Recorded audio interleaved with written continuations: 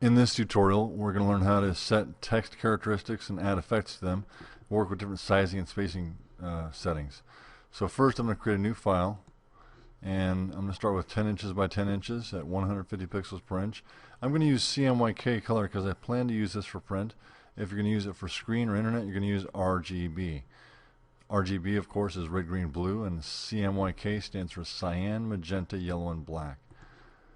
So always plan ahead for what you're going to be doing. I'm going to double click the hand to zoom up my size. I'm going to get the text tool, and I'm going to click and drag to create a text box. So this allows me to put some type in place. I'm going to make some text that says title text. I'm going to set the size, or the color, excuse me, to black. And let's have a look at that. Okay, that looks good. And I want to make 10 copies of this. So what I'll do is I'll hold down Alt and Shift. Alt and Shift. And I'm going to make 5 copies. And because I don't want to do that twice, or 10 times, I'm going to take and click the top copy in the Layers panel and Shift click the last copy. Now I can Alt and drag the whole batch of them like this.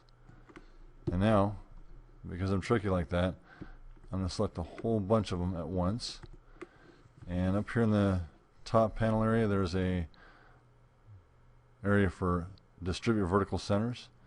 So when I do that, they're all going to get spaced out real even and nice. So if I want to at this point, I could bump up the size a bit, but I'm not going to. Where I would do that would be here in the font size. That might work okay. I might go with that.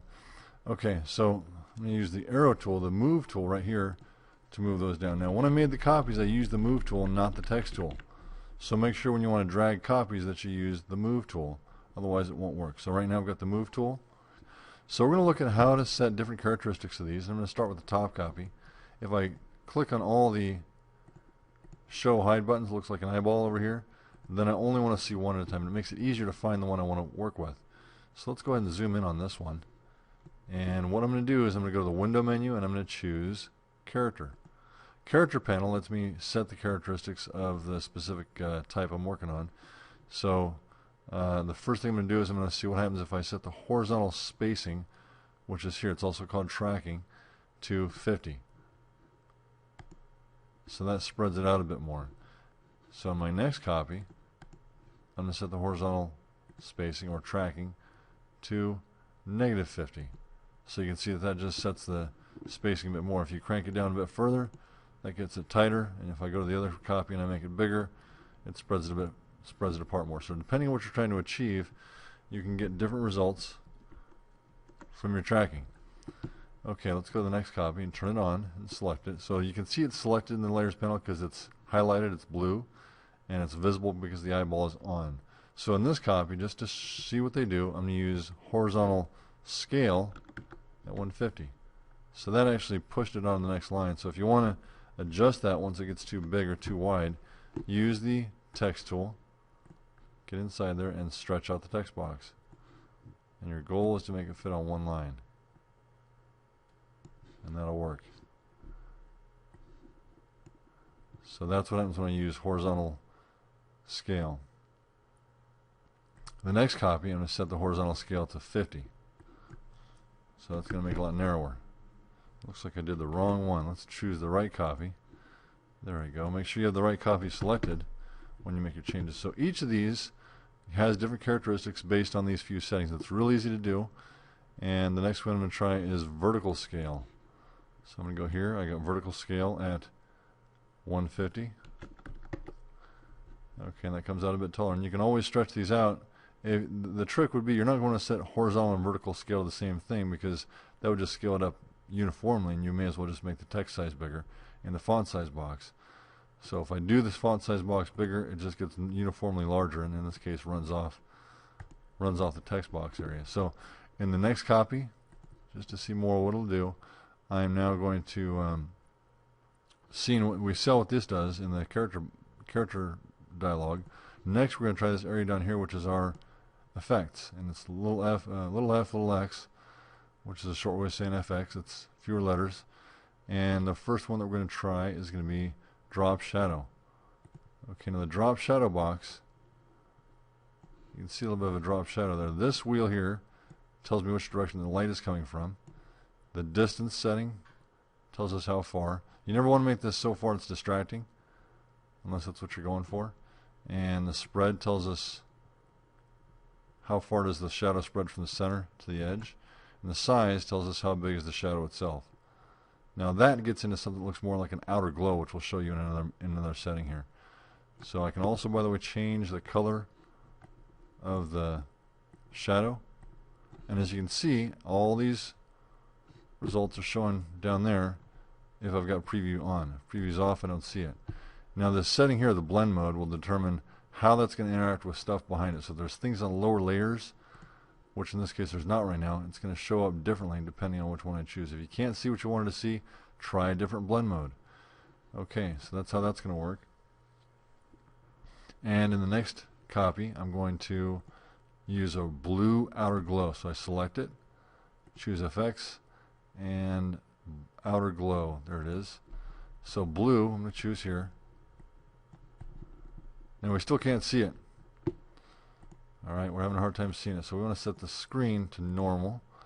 Now you can see it a little bit better. And let's zoom in on it. I think it's going to let us zoom in on it. So I've just closed it, and you can see that in the layers panel that each layer has an added effect. And there you can see my outer glow a little bit. It's a little bit blurry looking here. So I'm going to take this. So I double click on that, by the way. Double click here, and that'll open up the outer glow. And it's set to normal. Let's make the size of it a little bit bigger. And there we can see what the outer glow looks like. And the spread is how far does it go from the center to the edge. And opacity, you can style it down a little bit more. Noise has kind of an interesting effect because it makes it look like spattered paint. Okay, so noise can be kind of fun to mess with. And again, if you have this set to screen, I think is the default setting for this one, it won't show up on a white background. But if you put it to normal or dissolve, you get different results depending on what you're trying. And the best thing to do is keep trying different things until you like what you see. Okay, and you can turn the effect on and off by clicking the eyeball. And if you don't like the effect at all, you can always drag it down to the garbage can and get rid of it. And there it's gone. Let's bring it back. Okay, in the next copy I'm going to go to, I'm going to add a 2-point stroke from the FX menu. So the stroke is a line. Okay, and in this case, the 2-point stroke, let's see, there's the setting for the stroke. And let's get that selected again. So when you have the effects menu, the layer style open, you can actually add more layer styles just by choosing them and setting the settings. Okay, and so what I want to do is set the two-point stroke. Now what else I'm going to do is I'm going to choose the fill in the top of the layers panel and drag that down to about nothing. And now you can see the stroke around the outside, but none of the fill. So this is a way of creating outline text. And if you set it to a little bit, you can change the color of it a little bit. Using different colors will work. Lots of ways to try that out. Okay, we're almost there. One more. And in this one, I'm going to use 14-point bold Arial. Sorry, I'm one step ahead of myself here. We're going to combine a couple of adjustments. And anything that you do amongst these things, you can combine multiple settings like drop shadow. And let's try that and set the distance. As you can see, it's got a default setting for every time. So I'm going to set that. And I'm going to add to it, for example, the bevel and emboss. And these are all things you can combine and work with and try out. Now the bevel and emboss creates an edge to it. So the settings are available in the bevel and emboss setting. So contour and texture is kind of fun to work with. And as you can see, that just changes the way the text appears, and it appears to be more three-dimensional. Okay, so there's a lot of texture and things you can apply to it, softening the edge a bit, and a lot of different things. So those are some things you can work with in text. And again, you can work with horizontal spacing, horizontal scale. You can work with effects, and you can make your text look a variety of different ways. Again, you're going to be using the character menu or the effects channel at the bottom of the layers panel.